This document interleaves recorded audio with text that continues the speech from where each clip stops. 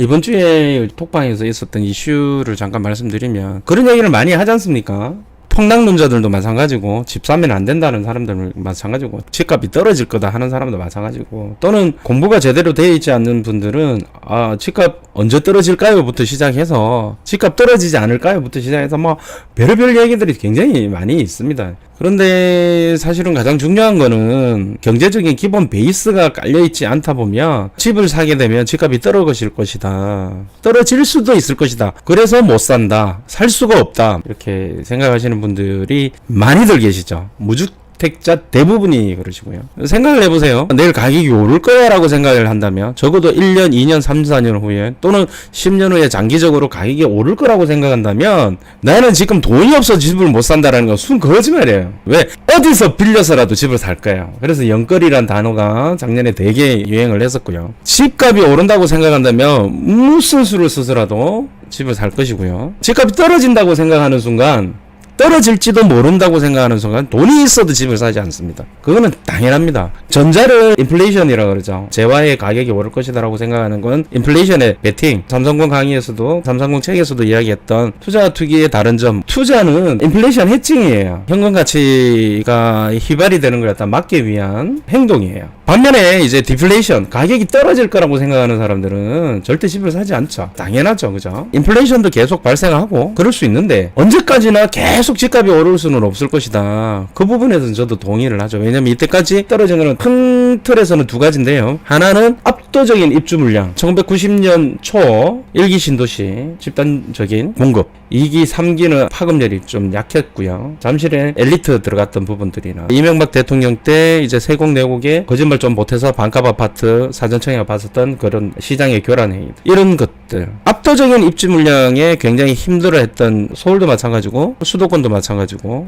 울산도 지금 불이 붙어 있지만 얼마 전까지만 해도 집값 엉망진창이 돼 있었고요. 그런 데가 굉장히 많죠. 압도적인 입주 물량. 이거는 우리가 근데 체크가 다 돼요. 지금은 체크가 다 돼요. 지인이나 고객 누노나 서비스 해주는 데가 많기 때문에 다 알 수가 있어요. 큰 틀에서 또 한 가지는 뭐냐면 이제 경제 위기지. 오일 쇼크라든지 이때까지 있었던 IMF라든지 리먼 사태라든지 유럽발 경제 위기, 남미발 경제 위기 뭐 이런 것들이 있었을 때는 지금 세계 경제가 다 묶여져 있기 때문에 굉장히 힘들죠. 그러면 이런 것들을 어떻게 예측할 것이냐의 문제가 생기는 거죠. 근데 사실 그게 경제 위기가 터지는 것을 간파하는 것은 되게 힘들어요. 2013년도입니까? 로버트 실러 교수, 유진 파마 교수하고 노벨 경제학상 받았잖아요. 로버트 실러 교수 같은 경우에는 위기를 2008년 리먼 사태를 거의 예견했다. 그리고 이제 루비니 교수, 닥터듬 루비니 교수도 알아냈다. 뭐 이런저런 이야기들이 사실은 있는데 일반 사람들이 그걸 갖다가 예측하기라는 되게 힘든 거죠. 경제 위기가 터질 때는 항상 메커니즘이 있어요. 대공황을 공부한다던가 버블 이런 부분에 대해서 공부를 하셔야 되는 이유가 바로 공통점이 뭐냐면 버블이라고 사람들이 잠시 미쳐가지고 막 투자를 하거든. 투자를 하는데 부동산이든 뭐든 하다못해 비트코인도 마찬가지고 모든 게 마찬가지예요. 주식도 마찬가지고 내가 산 가격보다 다음에 더 비싼 가격에 사주는 사람들이 있어야 된다 말이에요. 그게 수익이 발생하고 사람들이 미쳐가지고 계속 투자를 하자. 그러면 다음에 더 비싼 가격에 사주기 위해서는 그런 사람들이 주체가 존재해야 되는데 그 사람들이 그 주체가 가지고 있는 돈, 그 돈은 어디에서 나오냐는 거지. 돈이 나올 수 있는 것은 결국은 뭐냐면 무제한으로 돈을 빌려주는 거죠. 나라에서 빌려주든 은행에서 빌려주든 어떤 식으로든 뭐 돈을 막 퍼줬을 때 그 돈을 가지고 일반 사람들, 투자자들이 미쳐가지고 돈을 집어넣는 거죠. 계속 이제 유동성 공급이 되면은 결과적으로 계속 가격이 폭등하는 거죠. 그러면 언젠가는 버블은 터지게 돼 있어요.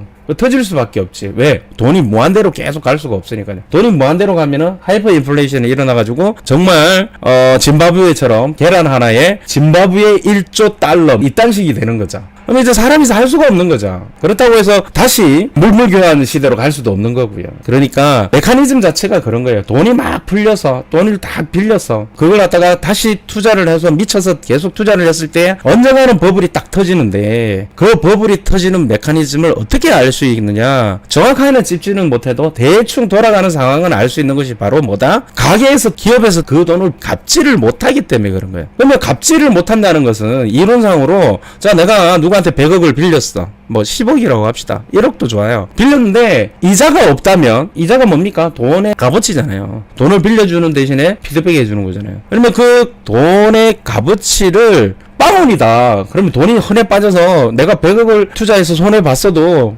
빵원이면 다시 200억 빌려서 100억 갚고 100억 또 투자하면 되잖아요. 말도 안 되는 말이지만 이론상으로 가능하잖아요. 근데 그게 계속 지속이 될 수 없고 언젠가는 아주 강력한 높은 인플레이션을 막기 위해서 긴축 정책이 들어가겠죠. 긴축 정책의 첫 번째 조건은 뭐냐면 이율이 올라가는 거, 이자가 올라가는 겁니다. 이자가 올라가게 되면 제일 첫 번째 생각할 때 사람들은 합리적인 어떤 행동을 하기 때문에요. 은행에 돈을 빌려갖고 이자를 내야 되는데 부동산 투자를 하든 비트코인 투자를 하든 뭐 주식 투자를 하든 해서 은행 이자보다 많이 나온다라면 계속 투자를 할 거예요. 하지만 은행 이자보다 작게 나온다 그러면 무위험 수익률이 높기 때문에 절대 주식이라든지 비트코인이라든지 부동산에 투자를 하지 않고 그 자산을 팔아서 은행에다가 돈을 집어넣을 겁니다. 그게 오히려 나으니까. 시작은 그거예요. 이자가 올라가는 거죠. 이자가 올라가는데 이자가 제가 말씀드렸잖아요. 이자가 올라갔다고 해서 무조건 부동산 시장이나 주식 시장이나 자산 시장이 박살이 나는 게 아니고 순서가 사람들이 생각을 한다는 거지. 이자가 얼마만큼 올라갔느냐. 이자가 올라가면 0.1도 올라간 거고 1%도 올라간 거고 5%도 올라간 거고 10%도 올라간 거고 다 올라간 건데 그 올라가는 속도, 기간 대비 속도가 얼마냐에 따라서 사람들이 투자자들이 수용을 할 거냐 아니면 자산을 팔고 은행으로 돈을 갚을 것이냐 은행에다가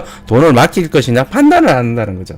그럼 그 과정이 어느 정도 지나서 이자가 급격하게 올라가게 되면 어떤 일이 벌어지겠습니까? 아, 좋댔네. 빨리 갚아야 되겠네.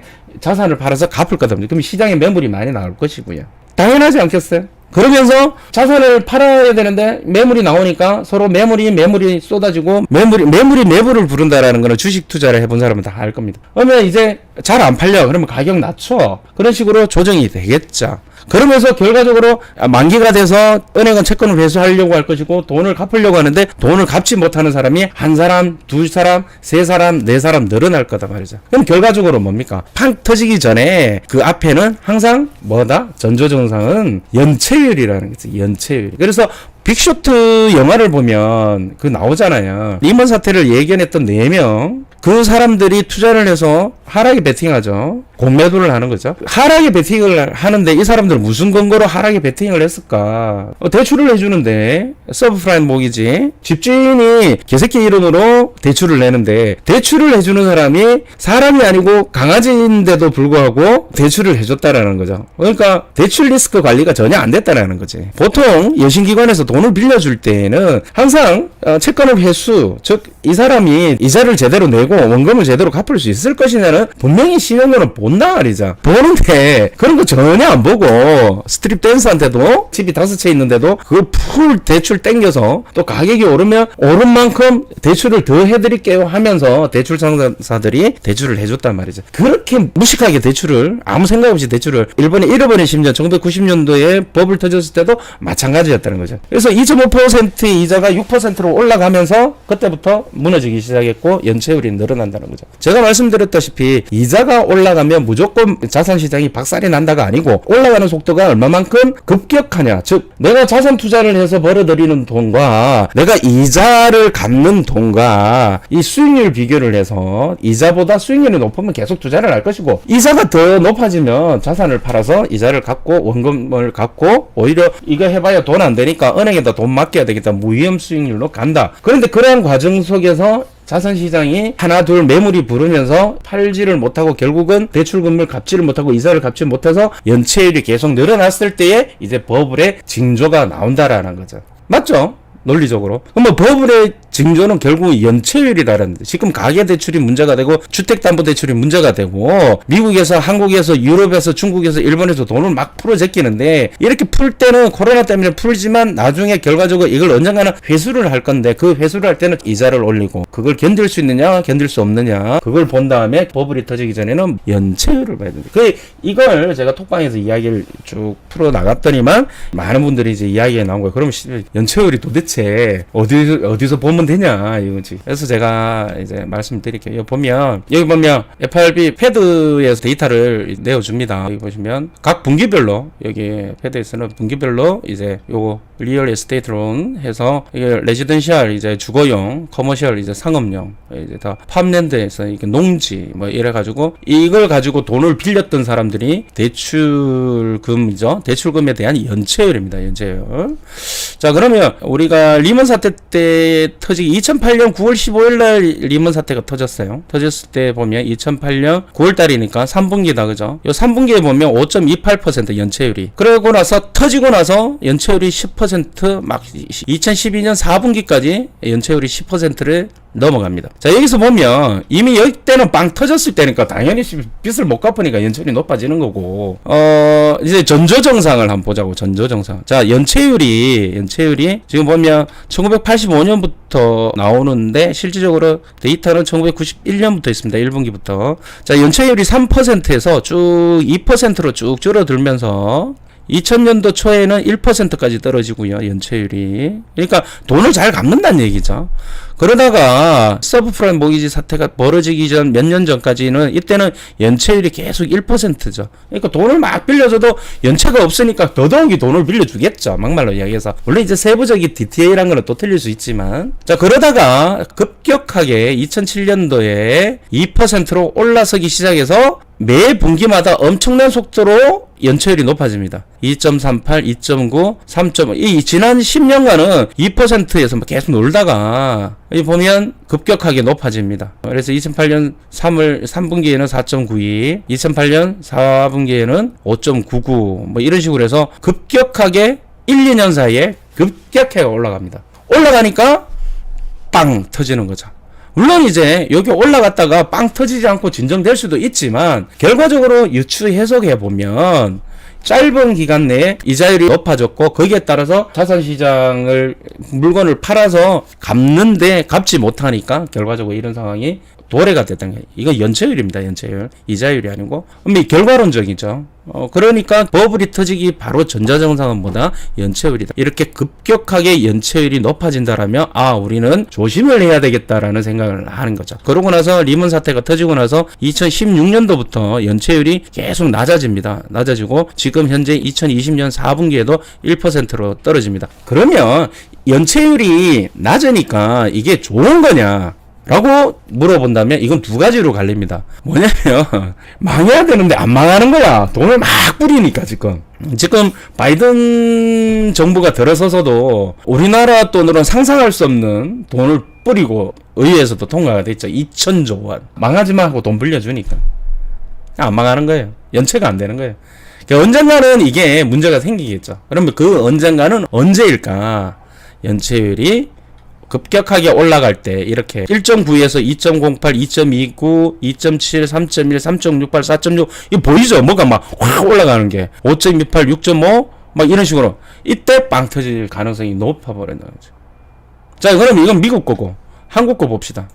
한국 거에는 한국은행 100대 통계지표 들어가면 여기 통화금융 보면 있잖아요. 여기 가계대출 연체율 나옵니다. 딱 보면 여기 나오잖아요. 2014년도부터 쭉 나오잖아요. 물론 이제 주택담보대출이 가계대출 연체율하고 바로 밑에는 아닌데요. 뭐 주택담보대출이 결국은 가계대출하고 연관이 되어 있고 그 포함되어 있으니까 자 어찌됐든 2014년도 0.5 2015년도 0.4 뭐 이 정도면 뭐 거의 뭐 연체율이 없. 그럼 언제 걱정을 해야 되냐? 계속 째려보고 있어야지. 이거 계속 째려보고 있는데 연체율이 급격하게 올라갈 때 이자가 올라갈 때가 아니고 그죠? 이게 연체율 이게 가장 핵심이다.